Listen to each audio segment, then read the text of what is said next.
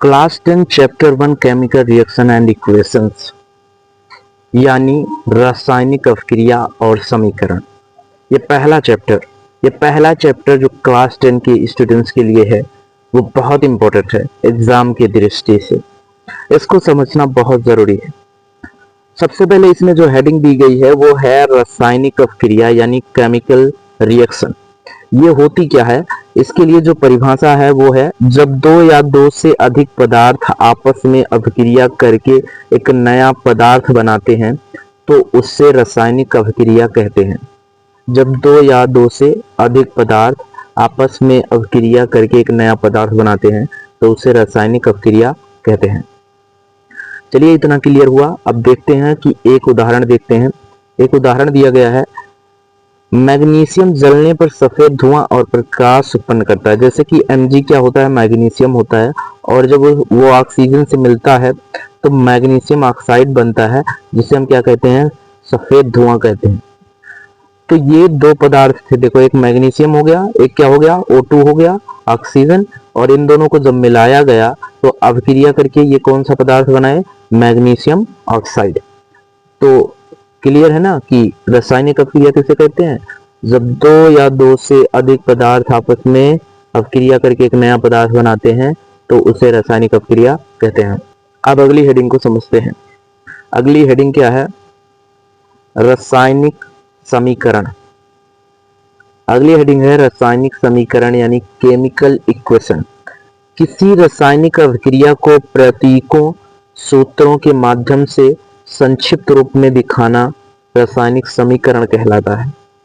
जैसे यहाँ पर Zn और फिर एक यौगिक H2SO4 को, दोनों को उसके सूत्र और प्रतीक से क्या किया गया है, प्रदर्शित किया गया है। तब ये क्या है, एक रासायनिक समीकरण है, एक समीकरण है। ठीक, क्लियर हो गया। चलो अगला चलते हैं।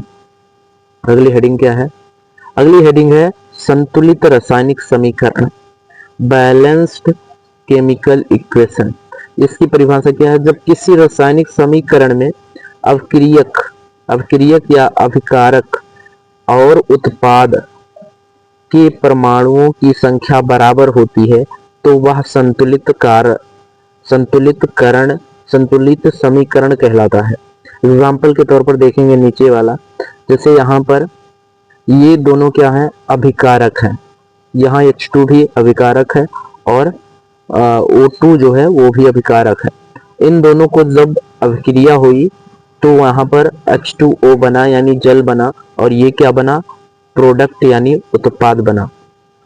अब यहाँ पर देखो कि इधर जो H2 है वो कितना है, 2 2 4 यानी 2 दूना 4 H है। तो यहाँ भी 2 दूना 4 H है। यहाँ O2 है यानी 2 O है, तो यहाँ भी 2 O है। इसका मतलब है 2H2 का मतलब ये है कि 2 ब्रैकेट H2O यानी इसका गुणा इसमें भी होगा, इसमें होगा। तो इसका गुणा इसमें हुआ तो 2 दूनी 4 हो गया, और इसका इसमें हुआ तो 2 O हो गया। यहाँ पे 2 O ही था। क्लियर हुआ किस तरह से संतुलित हुआ है।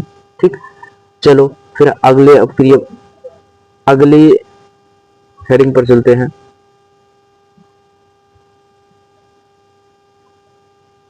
अगली हेडिंग है अभिक्रियाओं के प्रकार, टाइप्स ऑफ रिएक्शंस। ये बहुत इंपॉर्टेंट है, इसे समझना चाहिए आपको, ये बहुत बाकायदे समझिएगा आप। तो पहली जो, वैसे अभिक्रियाएं कितने प्रकार की होती हैं, अभिक्रियाएं 5 प्रकार की होती हैं। अभिक्रिया 5 प्रकार की होती है। हर एक अभिक्रिया हम समझेंगे एग्जाम्पल के साथ। ओके, सबसे पहली अभिक्रिया क्या है, संयोजन अभिक्रिया, कॉम्बिनेशन रिएक्शन। जब दो या दो से अधिक पदार्थ मिलकर एक ही उत्पाद बनाते हैं तब ऐसी अभिक्रिया क्या होती है, संयोजन अभिक्रिया होती है।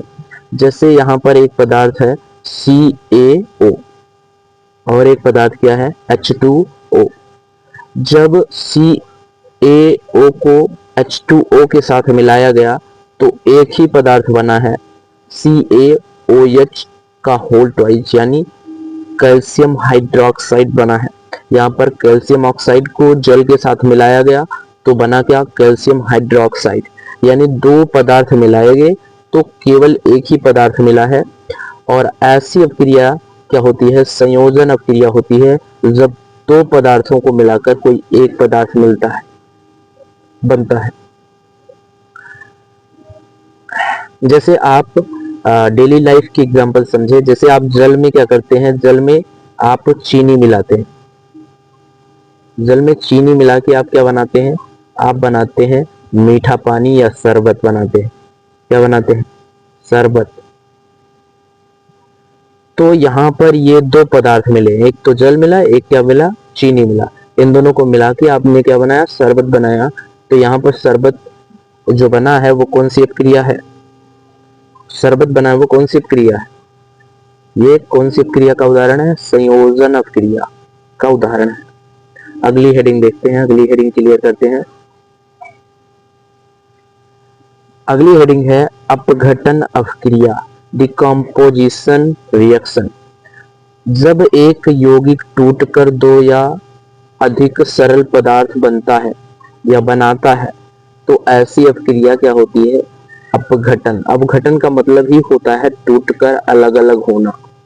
तो यहाँ पर एक पदार्थ है, एक ही पदार्थ है, लेड नाइट्रेट जो है, लेड नाइट्रेट टूटकर कई पदार्थों में टूट गया है। देखो कई पदार्थों में क्या हो गया, गर्म होके टूट गया है।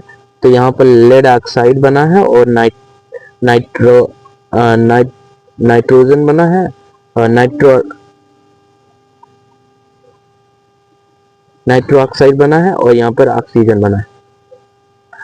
तो यहाँ पर ये तीन पदार्थ बने हैं, एक ही पदार्थ टूटा है और तीन अलग अलग पदार्थ बने हैं। तो ऐसी अपक्रिया कौन सी अपक्रिया है, अपघटन, अपघटन अपक्रिया।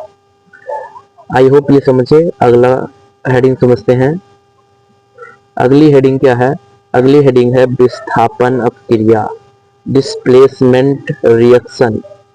जब एक अधिक क्रियाशील तत्व कम क्रियाशील तत्व को किसी यौगिक से विस्थापित कर देता है, यानी एक पावरफुल व्यक्ति किसी और पावरफुल व्यक्ति को क्या करता है, खदेड़कर उसका स्थान ले लेता है, तो ऐसी अपक्रिया कौन सी अपक्रिया होती है, विस्थापन अपक्रिया।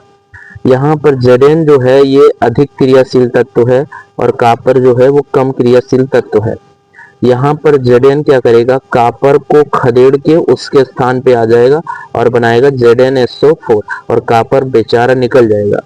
तो यहाँ पर ये इसने क्या किया, Zn ने क्या है, कॉपर को विस्थापित, इसलिए इस अपक्रिया को क्या कहते हैं, विस्थापन अपक्रिया। अगली हेडिंग समझते हैं। अगली हेडिंग है द्विविस्थापन अपक्रिया, डबल डिस्प्लेसमेंट रिएक्शन। जब दो यौगिक आपस में अपक्रिया कर अपने आयन का आदान प्रदान करते हैं तो द्विविस्थापन अपक्रिया होती है। यानी दो लोग हैं और ये एक लोग उनकी बीवी, ये एक लोग उनकी बीवी, ये लोग आपस में क्या कर रहे हैं, अपनी बीवी का एक्सचेंज कर रहे हैं। ये इनकी बीवी के साथ गया, ये इनकी बीवी के साथ गया। यही सेम काम यहाँ भी हो रहा है। एक यौगिक ये है और एक यौगिक ये है। ये जो है इसके साथ चला जाएगा Na और ये जो है इसके साथ चला जाएगा। तो यहाँ पे बनेगा बेरियम सल्फेट और यहाँ NaCl। तो ये जो है आपस में एक्सचेंज कर लेते हैं, अपने जो तत्व हैं, जो आयन हैं, उनको क्या करते हैं, आपस में बदल लेते हैं।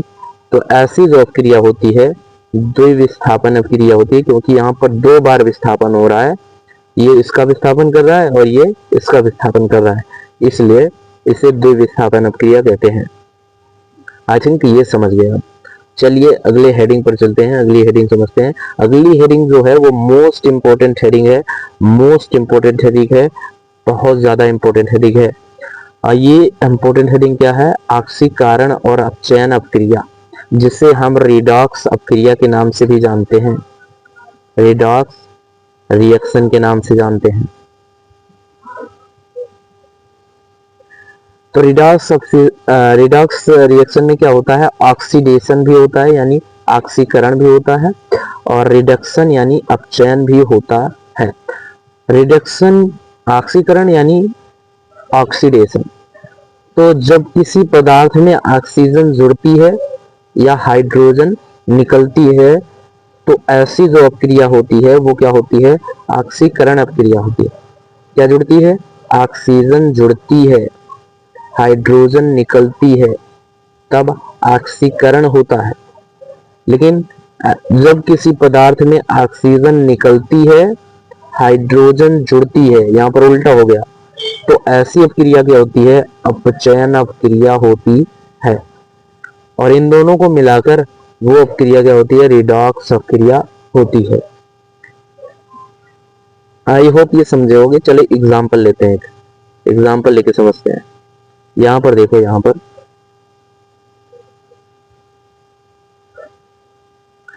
क्या है? Cu कॉपर ऑक्साइड और H2, Cu प्लस H2O। यहां पर जो है ऑक्सीकरण अपचयन दोनों हो रहा है। देखो यहां पर जो है ये ऑक्सीकरण जो है ऑक्सीजन लेता है, H2 को क्या करता है? छोड़ता है। तो यहाँ पर जो है H2 जो करेगा वो क्या करेगा? ऑक्सीजन ले रहा है। H2 को ऑक्सीजन की जरूरत थी, ऑक्सीजन लिया और बन गया जल। ठीक है, लेकिन इसको ऑक्सीजन की जरूरत नहीं थी, इसने ऑक्सीजन को क्या कर दिया? छोड़ दिया। तो यहाँ बन गया ये कॉपर।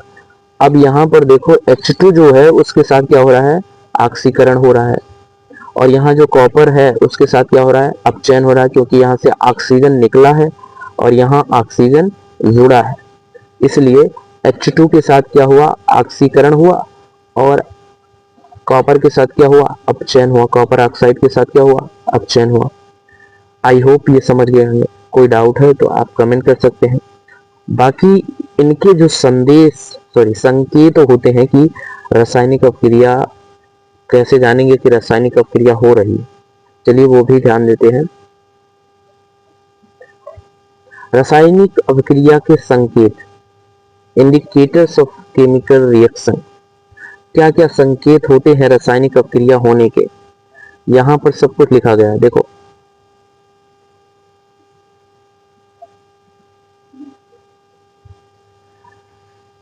पहला एक है कि गैस का निकलना। अगर कहीं से गैस निकल रही है, कुछ चीज है जिसमें से गैस निकल रही है, इसका मतलब समझ जाओ वहां पर रासायनिक अपक्रिया हो रही है। पहला पॉइंट ये हो गया।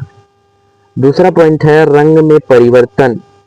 अगर आपने कुछ मिलाया या कहीं रंग का परिवर्तन हो रहा है, इसका मतलब समझ जाओ रासायनिक अपक्रिया हो रही है।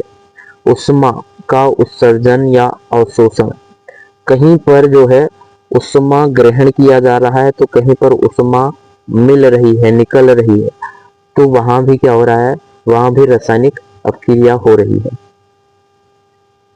नए पदार्थ का निर्माण, जब भी कुछ चीजें मिलकर कुछ नया पदार्थ बनता है, जैसे कि आप क्या करते हो? आप चीनी पानी को मिला के शरबत बना लेते हो, तो वो भी क्या है? एक रासायनिक अपक्रिया की वजह से हो पाया है। गंध का उत्पन्न होना, अगर कहीं से बदबू आ रही है, कहीं से बदबू आ रही है तो समझो रासायनिक अपक्रिया हो रही है। जब किसी मरे हुए जानवरों को कहीं फेंक देते हैं तो वहां से क्या होती है? बदबू आती है। इसका मतलब वहां पर रासायनिक अपक्रिया शुरू हो गई होती है। ठीक, तो आई होप ये भी आप समझ गए, बाकायदे समझ गए। और वीडियो अगर पसंद आई तो लाइक करके चैनल को सब्सक्राइब करके अगली वीडियो का इंतजार करिएगा, बहुत जल्द प्रोवाइड करेंगे। और आप लोग सपोर्ट नहीं करते बिल्कुल, हम जो है बहुत निराश हैं आप लोगों से। सपोर्ट करना, आप जो है वीडियो को पूरा नहीं देखते हो, वीडियो देखते हो तो कमेंट नहीं करते हो, देखते हो तो लाइक नहीं करते हो। कमेंट तो जरूर कर दिया करिए, एक छोटा सा कमेंट कर दिया करिए, जिससे क्या होता है? हम मोटिवेट होते हैं आपको पढ़ाने और आपको अच्छी जानकारी देने के लिए। तो जय हिंद, हम फिर मिलते हैं आपसे अगली वीडियो में। अब इसमें इतना ही था, ठीक है।